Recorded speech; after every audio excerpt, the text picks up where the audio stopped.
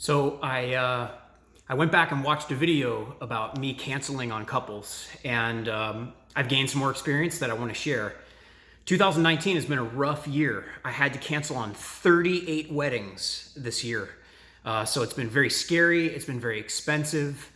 It's been very frustrating. It's been a really tough year. And the last couple I canceled on was just last week, and they wound up getting 11 weeks advance notice of their wedding. And it's challenging when you book weddings in advance and you're dealing with chronic health issues and you're trying to get better, you're hoping to get better, you want to get better. And so you can't cancel everything right away, because what if you get better, you know? And I'm not getting better, not as quickly as I had hoped. So what I came to realize, and this was after a conversation with my friend Mike, who's also a wedding officiant. I asked him, I said, well, Mike, how do you know when is the best time to cancel on your couple? And he said, Matt, I think the minute you know that you're unable to officiate the wedding, it's your obligation to cancel on them and to hopefully find them an alternative. And I totally agreed, an alternate officiant. And I had decided this past week that my November wedding, there's just too much uncertainty. And even though it's only August and that's November, I don't feel confident in dragging them along. And I think it makes sense to just refund their deposit and refer them to somebody.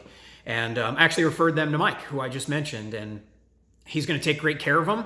And so having friends in the industry who are competitors is really important. You know, I've got 3 or 4, actually more like 5 or 6 friends in the industry who are all competitors, but we all have great respect and admiration for each other, and we look out for each other. And if I'm unavailable and I need a backup, I've got 5 or 6 people I can call. And that's really important, because I've gotten the flu almost every year since I've officiated weddings and had to cancel. Even when I got a flu shot, I still got the flu.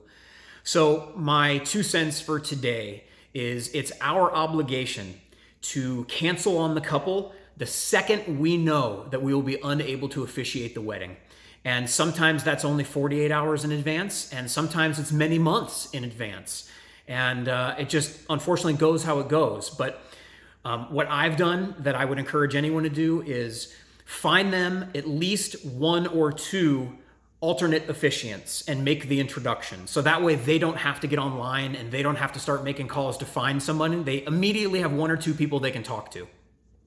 Refund their deposit, definitely, and give them the ceremony material you've prepared for them.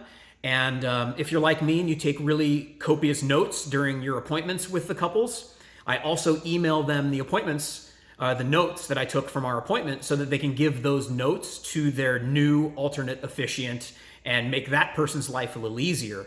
And it's also important to remember that we're potentially giving the alternate officiant a really stressed out couple and a situation that might not be that enjoyable for them. And they're doing us a favor by picking up the slack and helping out our couple when we have to call in sick. So if we can provide them with extra information, I think it makes us look good. It helps their job, helps make their job easier.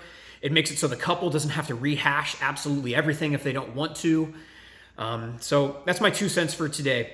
When you got to cancel on a couple, it's your responsibility and it's our responsibilities to do it the second we know we can't officiate. Hopefully that's at least 1 or 2 weeks notice before their wedding. You know, life happens and sometimes it's not, but try and give at least 2 weeks notice if you can. A month would be preferable, but just the second you know you're unable to officiate, suck it up, reach out. You know you're going to have a disappointed couple, but you're going to do everything you can by setting them up with an alternate officiant, by refunding their money, and by giving them all the material and notes that you've got that they can do whatever they want with. And that's just the best that we can do, you know? So I hope that this helps, and I hope you have an amazing day. Bye. Oh, and also, if you're looking for wedding ceremony material, I'll put a link down below to my website, to Matt's Wedding Ceremonies. And if you are on YouTube a lot, hit the subscribe button down below. And then when I upload videos, they'll appear in your feed so you can get the tips and tricks that I record and put online. Have a great day.